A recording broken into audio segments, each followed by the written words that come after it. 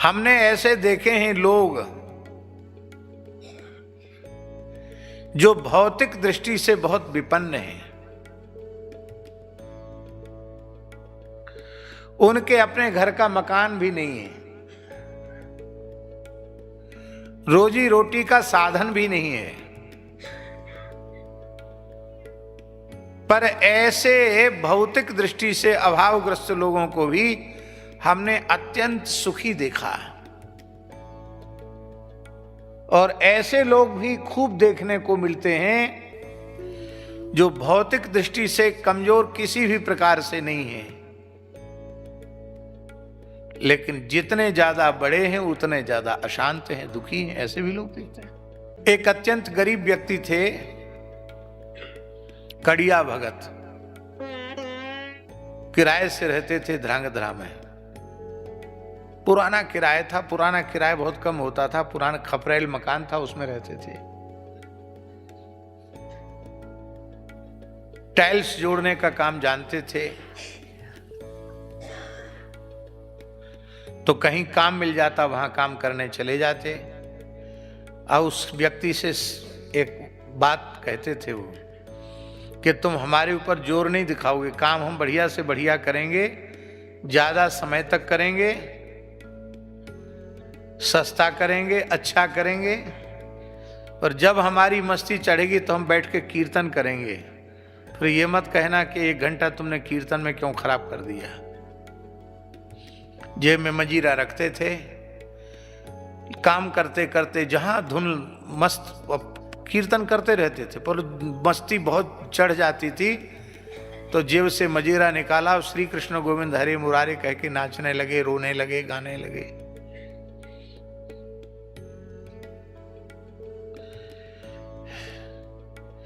उस समय वैसे टेप रिकॉर्ड चलते थे। धीरे धीरे पैसा इकट्ठा करके टेप रिकॉर्ड खरीदा, जहां जाते उसको वहां कैसे टेप रिकॉर्ड में चला देते, कहते तुम लोग कथा सुनो, हम भी सुनेंगे, तुम लोग भी कथा सुनो। संतों की वाणी टेप करके लोगों को सुनाते थे। और जब देख लिया कि अब इतनी मजदूरी आ गई कि महीना 20 दिन बैठ के खा सकते हैं, फिर काम नहीं करते, फिर अपने घर में आ जाते, किराए मकान वाले को किराए दे देते और अपना घर में खूब भजन करते, खूब सत्संग करते। और जब उनकी गृहिणी कह देती कि अब नहीं है, कल परसों तक के लिए अन्न है, अब नहीं है, तब काम खोजने की तलाश में निकल जाते। एक बार मैंने उनको कहा, हठपूर्वक कहा कि आप वृंदावन क्यों नहीं आते हैं? तो उन्होंने कहा कि आप सब संत आ जाते हैं तो हम समझते वृंदावन ही आ गया चल के, अब हम क्यों जाएं वृंदावन, सत्संग मिल ही जाता है। तो मैंने बहुत आग्रह किया तो वे बेचारे संकोच में कुछ कह नहीं पाए। दूसरे व्यक्ति ने कहा कि इनकी स्थिति ऐसी नहीं है कि आने जाने का किराया जुटा सके, रेल का भाड़ा जुटा सकें, ऐसी सामर्थ्य इनकी नहीं है।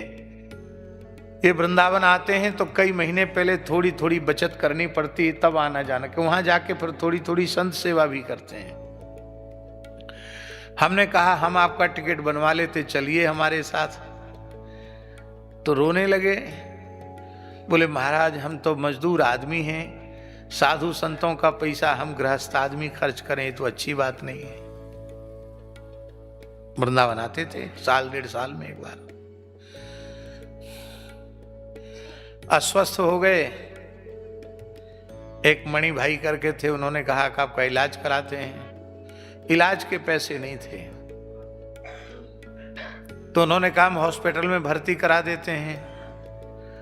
बोले देखो अब समय पूरा हो गया हमारा, हम किसी का पैसा अपने शरीर पर लगा के शरीर छोड़ दें तो उसका चुकाने के लिए फिर से आना पड़ेगा। अरे हम तुमसे काम करा लेंगे, जबरदस्ती गाड़ी लेके आ गए, चलो। तो बोले ठीक है, फिर हम अपना नित्य नियम कर लेते हैं। स्नान ध्यान करके तुलसी के गमला के पास बैठे, कीर्तन करते करते प्राण विसर्जन कर दिया। श्री कृष्ण गोविंद हरे मुरारे हे नाथ नारायण वासुदेव, कीर्तन करते करते प्राण विसर्जन किया और झाजी उनका उत्सव वृंदावन के संतों ने वृंदावन में मनाया। ये उदाहरण हम इसलिए दे रहे हैं, जो व्यक्ति हमसे लंबे समय तक जुड़ा रहा उसका उदाहरण हम इसलिए दे रहे हैं कि अभाव वस्तुतः जो है ना वो प्रकृति में है, भोगों में है, विषयों में है। जब तक तुम्हारे चित्त की स्थिति शरीर संसार में, भोगों में, विषयों में बनी रहेगी, तब तक चाहे जितना कुछ मिल जाए अभाव की निवृत्ति नहीं होगी। और भले ही भौतिक रूप से आपके पास कुछ भी न हो, लेकिन यदि आपके अंतःकरण की स्थिति परमात्मा में हो गई है तो भगवान स्वभाव से ही परिपूर्ण है, फिर कोई अभाव तुम्हें छू नहीं सकेगा।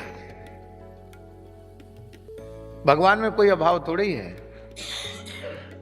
अभाव तो भोगों में है, प्रकृति में है, भगवान में कोई अभाव नहीं।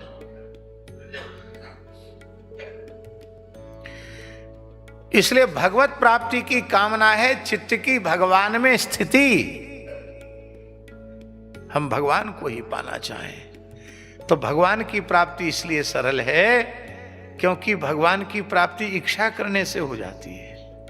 संसार की चीजों की प्राप्ति इच्छा करने से नहीं होती, पर भीतर से तीव्र व्याकुलता उत्पन्न होते ही भगवान की प्राप्ति हो जाती है। संसार की किसी भी वस्तु की प्राप्ति केवल इच्छा करने से, कामना करने से नहीं हो सकती। हो सकती है क्या? केवल इच्छा कामना करने से होती तो आप सब प्रधानमंत्री, राष्ट्रपति बने बैठे होते। यहां क्यों बैठते, क्या करते? यहां आप ही दुनिया के सबसे बड़े आदमी बन जाते हैं। इच्छा करने से तो कुछ नहीं होता है। इच्छा के अनुरूप, कामना के अनुरूप पुरुषार्थ हो और भाग्य भी हो, प्रारब्ध भी हो। प्रारब्ध और पुरुषार्थ दोनों का सहयोग जब मिलता है तब इच्छा की पूर्ति होती है। इसका मतलब है संसार की किसी भी कामना की पूर्ति में प्रारब्ध और पुरुषार्थ दोनों उपयोगी हैं, किंतु भगवान की प्राप्ति की जो कामना है उसमें न प्रारब्ध की अपेक्षा है न पुरुषार्थ की अपेक्षा है। उसमें केवल भीतर हृदय से संकल्प करने की आवश्यकता है कि अब कछु नाथ न चाहिए मोरे, दीन दयाल अनुग्रह तोरे, जिनको कबहु न चाहिए कछु तुमसन सहज स्नेह, बसहु निरंतरता सुर सो राउर निजगे। काम माने कामना। इसका सरलार्थ यह है कि भगवत प्राप्ति की कामना के अतिरिक्त अशेष कामनाओं का त्याग कर दो। केवल एक ही संकल्प कर लो, अब हमें इसी जन्म में इसी शरीर से भगवत साक्षात्कार प्राप्त करना है। इस निश्चय के साथ कमर कस के भजन में लग जाओ। राम जी मिल जाएंगे।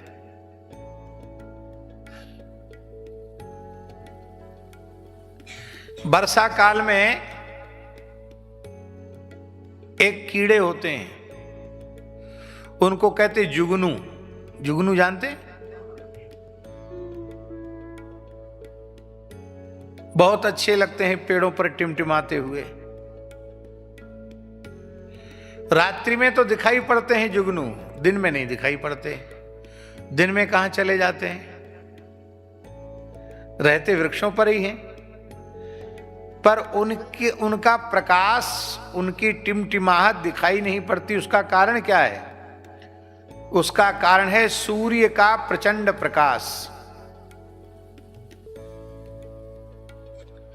तो संसार की कामनाएं उत्पन्न होने वाली जो अनंत कामनाएं हैं वे जुगनू के जैसी हैं, और भगवत प्राप्ति की कामना सूर्य के समान है।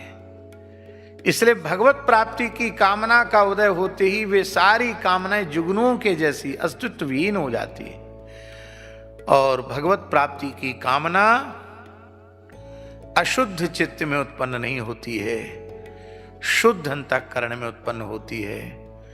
और शुद्ध अंतःकरण बनाने के लिए पहली प्रतिज्ञा शुद्ध सात्विक आहार, दूसरी प्रतिज्ञा नित्य सत्संग, तीसरी प्रतिज्ञा नित्य स्वाध्याय और चौथी प्रतिज्ञा अधिक से अधिक अहर्निश कामना शून्य होकर भगवान नाम का जप। और पांचवा साधु संग। ये 5 साधन यदि कोई निष्ठा पूर्वक करेगा तो सहज ही उसका अंतःकरण पवित्र हो जाएगा और उस पवित्र अंतःकरण में भगवत प्राप्ति के अतिरिक्त कोई इच्छा ही नहीं रह जाएगी। और महाराज जी सच्ची बात यह है कि संसार की वस्तुओं की प्राप्ति कठिन है और भगवान की प्राप्ति सरल है।